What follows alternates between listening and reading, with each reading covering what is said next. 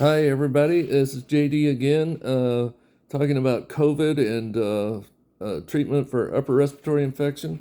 In my first video, I covered the primary portion of my cold eradication plan, particularly talking about antihistamines.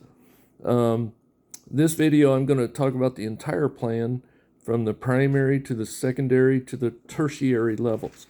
So, primary is the chlortrimeton I already spoke about, and so now we're going to go into the secondary level.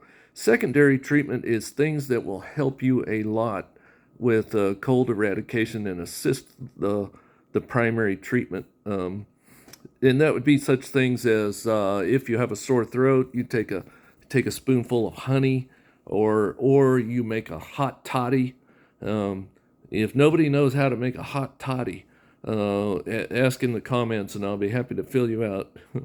And also I'll mention there's a ton of cold remedies falling under the secondary remedy. There's I was looking at Walmart just the other day. I saw a mixture of what they said was organic or natural cold eradication treatment. That would be a secondary treatment. If anybody's used the Walmart organic homeopathic cold eradication, put it in the comments what you thought about it. I didn't buy it because I have a good plan, but if it helps you, let people know and put it in the comments. I might even buy it myself.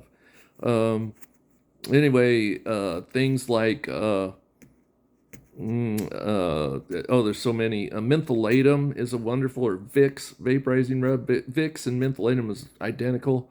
Consists of menthol. If you have sinusitis, if or your nose is all plugged up, if you put mentholatum under your nose or on your nose, you rub mentholatum. If you have pneumonia or chest bronchitis, you rub it all over your chest and your back. Have your significant other put it on your back. It is wonderful. It will absolutely decongest and truly assist tremendously with the chlortrimeton to get rid of your infection. Uh, you got to keep in mind when you're losing a lot of mucus, you gotta keep in mind what mucus and your saliva in your mouth is made up of, and that means what I'm speaking of is salt. It is highly salty. So by getting rid of a lot of mucus, as you will with most people will with a cold or bronchitis, you have to keep in mind a hot chicken soup with salt in it, salty things like that. Even potato chips has a lot of salt.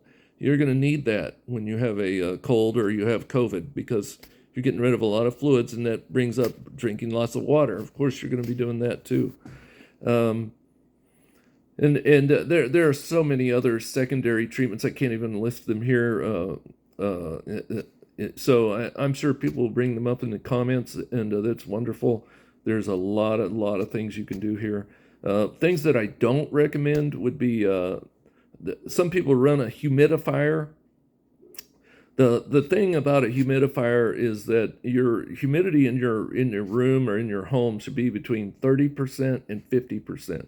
If you're in a desert where your humidity is 20%, you definitely need to have a humidifier. Like I said, keep it between 30 and 50%. If you run more than 50% humidity, you're going to have mold on the walls. Ask me how I know. I know. I went through all these secondary treatments that I could find when I was having all kinds of trouble from birth to 25 with bronchitis and sinusitis and all these things. And humidity was one of them. And yeah, I literally caused mold all over our house and made my cold and my allergies far worse. So be careful with humidity. Make sure your humidity is between 30 and 50%. You'll be okay then. Taking a hot shower I found very useful. The hot water in the shower, it's a version of humidity, is very useful. So I take more showers when I've got a cold. There are so many others. I won't spend any more time on the secondary portion. The next portion would be tertiary.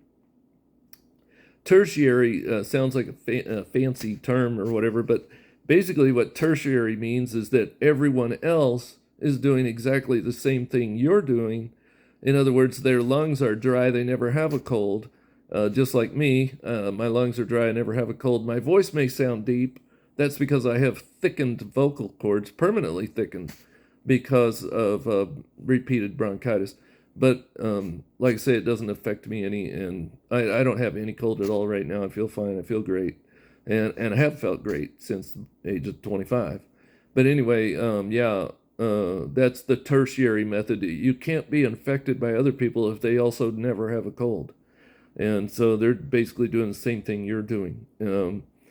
And so that's the primary, secondary, and tertiary um, portions of my cold eradication plan. That's the entire plan. Now I want to talk about some things that you should not do, ever do, when you have a cold. Of course, that includes never taking antibiotics. You don't need them.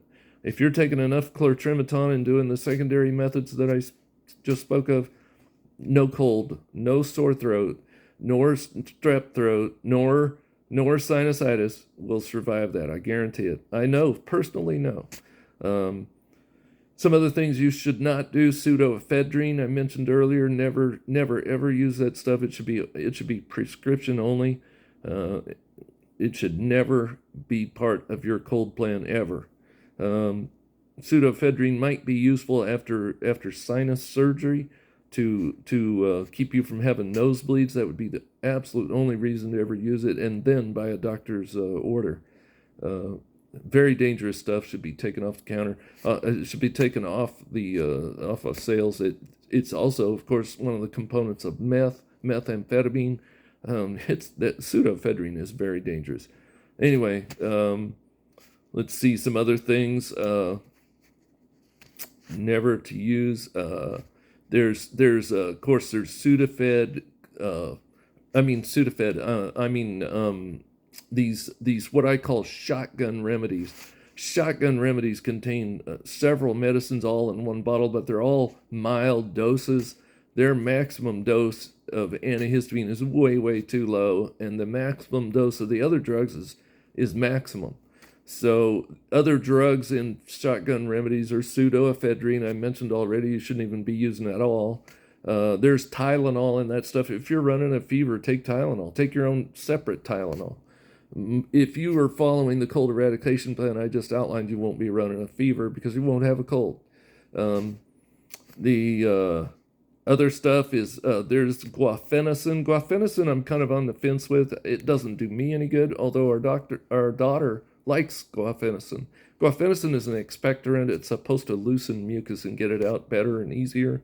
If that works for you, take just guafenicin. You can get guafenicin just by itself if you need an expectorant. I never personally use it. Don't use things you don't need. Don't use shotgun remedies that has stuff in it you didn't even need in the first place. You're not even sure what's working when you use a shotgun remedy. Like Dayquil and NyQuil is the biggest example. It even says severe cold formula on Dayquil and NyQuil is a joke. Anyway, another compound is called dextromethorphan. Dextromethorphan is useful for me. Sometimes I get a dry cough and you cough for no reason at all. Well, you shouldn't cough unless you really need to cough. And dextromethorphan is a cough suppressant, and it works. I have found good results with dextromethorphan.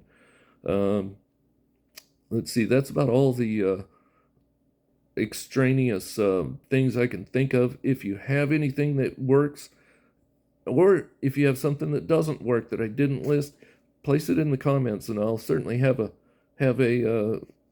opinion on it. I promise. Anyway, thank you very much for listening. That concludes my second video on the cold eradication plan for either bronchitis, pneumonia, COVID, or any kind of upper respiratory infection that you may have. Thank you. I'm out.